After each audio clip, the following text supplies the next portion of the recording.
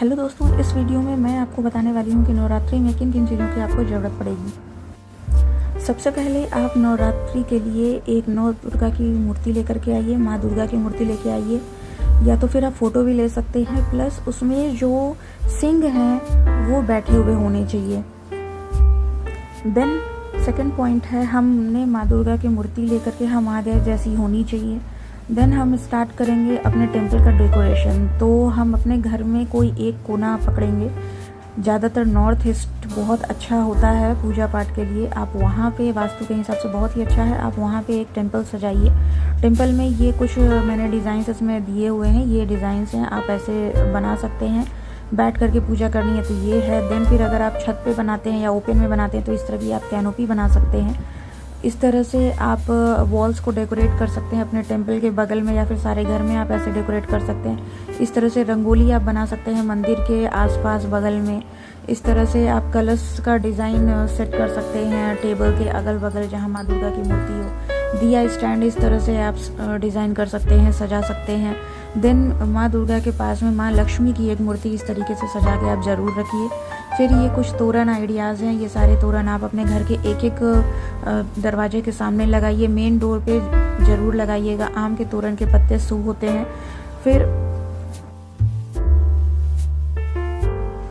Then आप ये भी एक कंसेप्ट है कि आप डांडिया भी ऑर्गेनाइज कर सकते हैं पूरे 9 दिन में। डांडिया जो है वो गुजरात में ज़्यादा होता है, अहमदाबाद में ज़्यादा होता है, बट आप इसे अपने घर पे भी एज अ फंक्शन ऑर्गेनाइज कर सकते हैं। सभी को बुलाइए और आप अष्टमी के दिन, नवमी के दिन या फिर सप्तमी के दिन इसको ऑर्गेनाइज कर सकते हैं।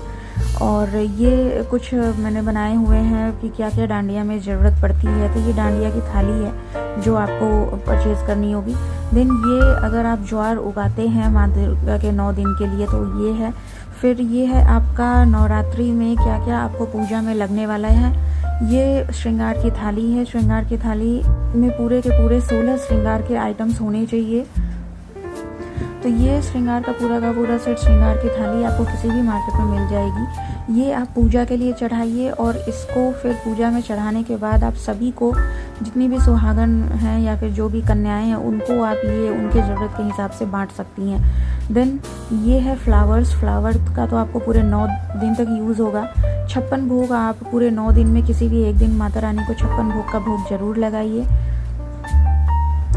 देन ये हमारा जो ट्रेडिशनल प्रसाद है, हलवा पूड़ी चना, ये बनाते हैं जब हम कंजक को खिलाते हैं, यानी 9 कन्या को जब आप खिलाइए तो ये 3 चीज़ें उसमें ज़रूर रखिएगा।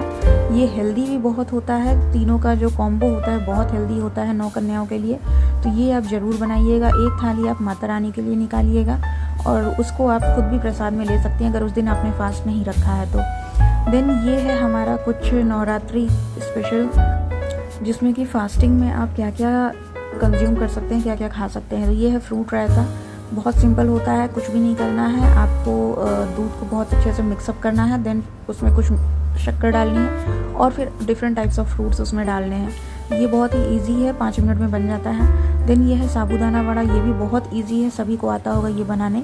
अगर नहीं आता तो आप मुझे कमेंट कर सकते हैं। देन फिर साबूदाना खिचड़ी आप बना सकते हैं फास्टिंग के लिए। ये भी बहुत हेल्दी ऑप्शन होता है। साबूदाने की खीर तो और भी ईजिली बन जाती है, बहुत टाइम नहीं लगता।